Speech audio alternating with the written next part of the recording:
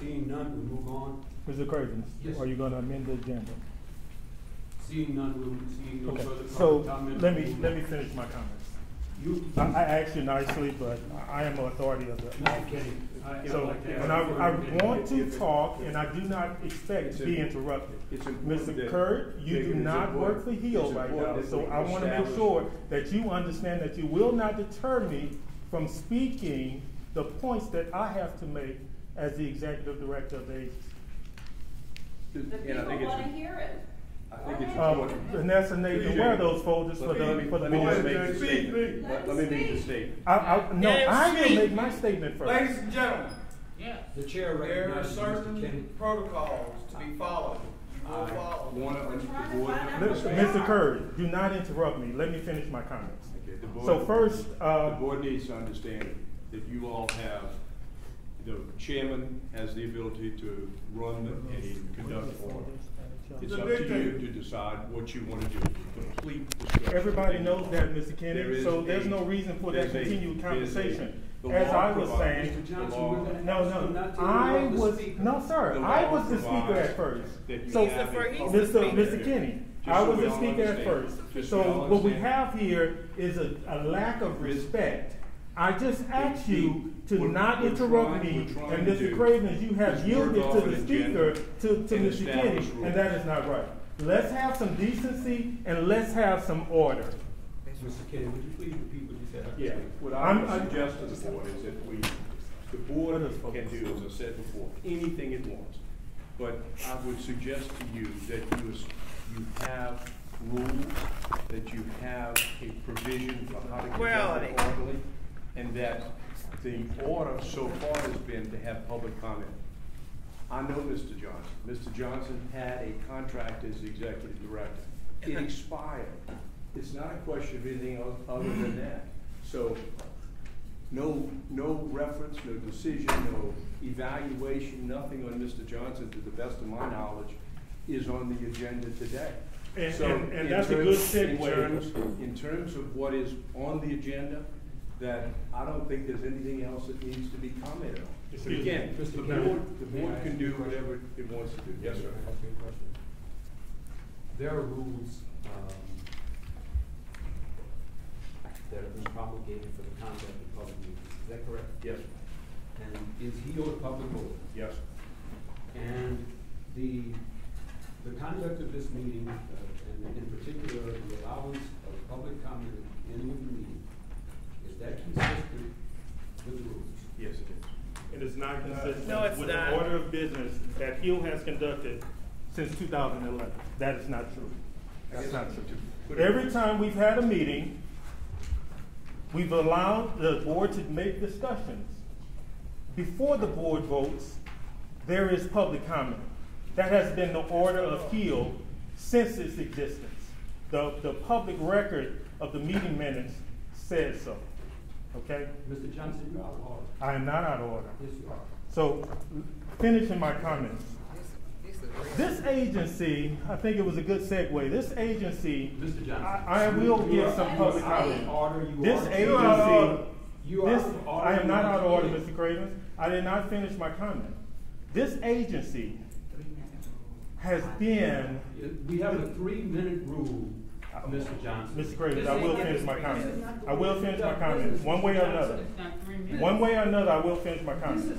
So we can do it your way or we can do it my way. And what is your way, Mr. Johnson? To allow me to speak. Give him his 3 minutes. Without Give him being his 3 minutes. Mr. Johnson, Give him his 3 minutes. Look, before this agency, when I walked in the door of this agency, $100,000 agency, nobody wanted HEAL. Now that we've made the agency over $500,000, we're right at the cusp of making $1.1 million. We moved from an agency of $400 million to $800 million. Everybody wants HEAL. Folks, what I want to explain is that millions of dollars, of taxpayer dollars, have been utilized. Board members, you have this schematic. Millions of tax dollars have been used to take HEAL. I appreciate the discussion from legal counsel. There is a prescribed methodology for operating. Are we going to, because it would then be incumbent to allow everyone to re-speak. Right. Ms. Hamilton, as I'm sure you've noticed, trying my very best to conduct an oral meeting. I always hesitate to deny someone the right to speak. And of course, that has to be balanced, that right to speak. Floor. I am extremely hesitant to ask security to remove Mr. Johnson. I just don't like that. So that's my position on that. You're not going to intimidate me. I'm not trying to, Mr. Johnson. So, and my comments are clear. The reason why these citizens are here is because of the audit report. Mr. Kenny. The audit report clearly says, into the recess. audit report clearly says, and adopt it if you see the right the rules, to adopt the rules of the board, and that may give you a better ability to conduct the board in the way that you all see fit. Okay, I think it's appropriate.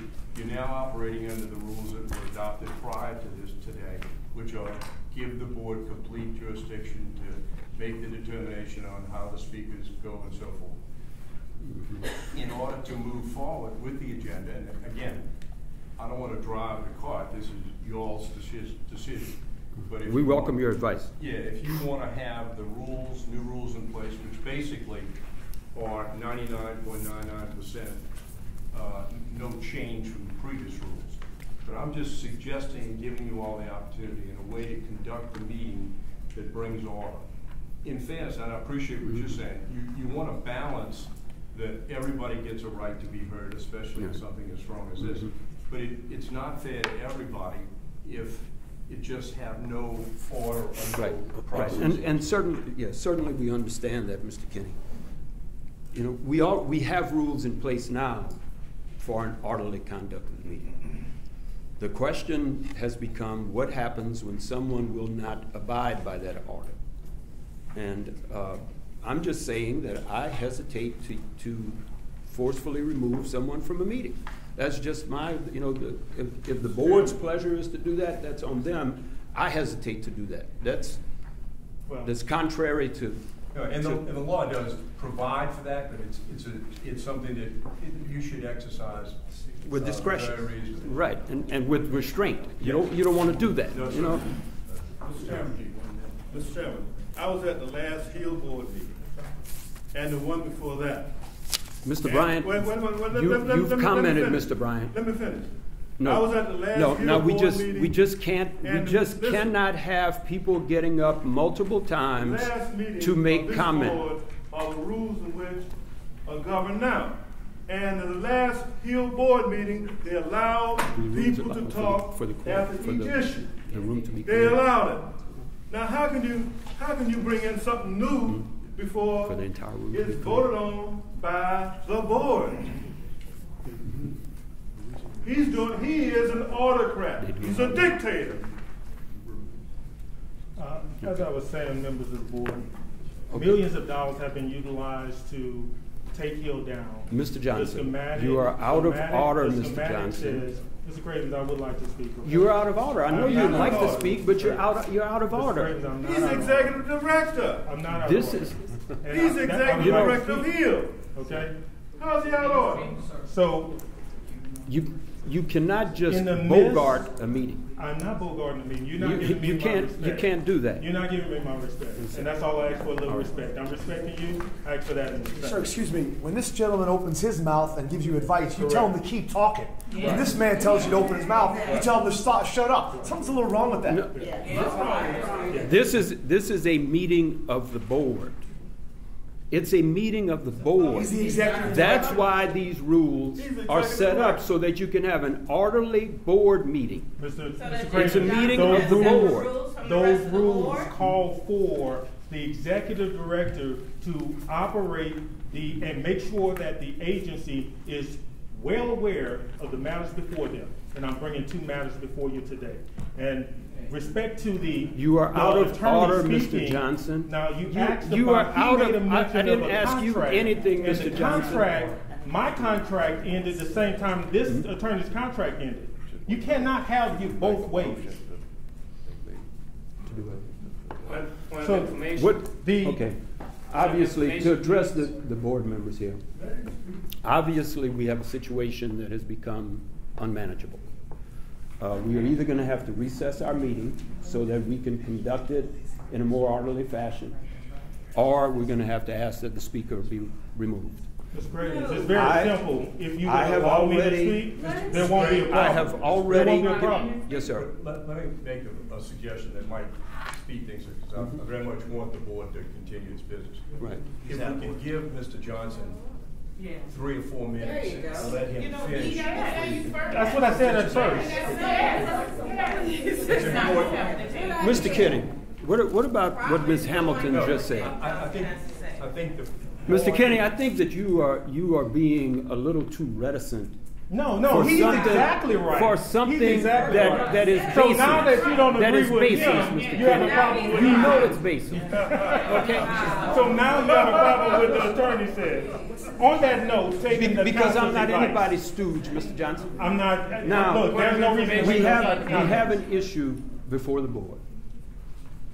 Council has just made a recommendation. Mr. Kenny made a recommendation Correct. that we allow Mr. Johnson a couple of more minutes to speak. So that would be one option. We have the option to recess until a time where we can conduct the meeting in a more orderly fashion. I don't know what guarantee there would be of that at another time. Wow. Or we can have the speaker removed. I've already expressed my hesitancy to do the latter. Okay, I don't like to have people removed from meetings. Those 3 But ladies on this side, I'll open it up to ignored those comment from the ladies board. until right Any now. of y'all have anything to say? That's sexist. Can we put a limitation of 2 minutes to Mr. Johnson's speech, his time, and then that would be it? Is that a motion? That's 3 fine. minutes. And nobody else. Please. Do we have a motion and a second? Yes, I second. Okay. Please have a timekeeper. Can I be recognized, We're going to ask please? Mr. Maples to keep time. An observation, Mr. President. vote. You spoke to these gentlemen. Can we have a vote on the motion? All in favor? Well, that's gonna be the only one. Okay, After this, nobody else. Is that an amendment? Yeah. Is that an amendment? I'll second that, yeah. All right, so we have a motion that Mr. Johnson be given 2 minutes to speak. We have an amendment by Mr. New that that only apply to Mr. Johnson, and then thereafter, public comment is closed. First, let's vote on the motion as amended. Mr. Maple will be keeping time. We have our partners here today. I want the Care South folks to stand up, and I want the Bayou Braces folks or dental folks to stand up. These folks have been waiting over 7 months for this board to do its business. It is the board's fiduciary responsibility to do its business. These folks have requested funds that go into urban and rural areas to assist those ailments that the public just mentioned to this board. The agenda should be amended. Next, the reason why Mr. Cravens is so uptight here is that thank you, you guys said. The reason why Mr. Cravens is uptight, he knows what the audit report says, and he knows that it's wrong. We have our friends from the audit's office. Ernie, you want to shake your hand? Everybody see who you are? These folks came into the office, and they made some scathing allegations that you don't see in the report. Let me tell you what they said. Allegations of misappropriation of funds. Not true. Malfeasance in office. Allegations that I was paying myself mileage from Baton Rouge to New Orleans. They said I was bullying these folks at LDH. This is recorded. These actions by the legislative orders office are recorded. Now, if you think that is deplorable, let me tell you some more. These folks told me, the auditor's office themselves sat in front of me and told me, we don't treat black executive directors of the state like we treat whites. The lead counsel for the legislative auditor's office, Jennifer Shea, says that my gym attire looked expensive. Therefore, I must be stealing money from the agency to support my lifestyle. simply not true. It's been 2 minutes. No, it hasn't. Attempts to influence the agency Mr. as Johnson, a whole. your time is up, Mr. Johnson. Now, we've tried to accommodate you. This Your agency time is also up. We need to have a meeting. has paid this attorney, Mr. Kenny, over $100,000. But when I give a raise to Mr. Spate, raise your hand. That's our CPA over here. We give a raise to him $1,500. The board is up in arms. We had an opportunity to get our first diversified board, women and Chairman, race, I and that recommend that we- board was dismantled by the governor. Stop the. So at the end of the day, we must have order, and this a motion Okay. for There's the a motion on the board floor to to have a brief hear recess. the $26 million We have a in second. contracts, All in favor, as say well aye. as my employment agreement, should be heard. Unanimous.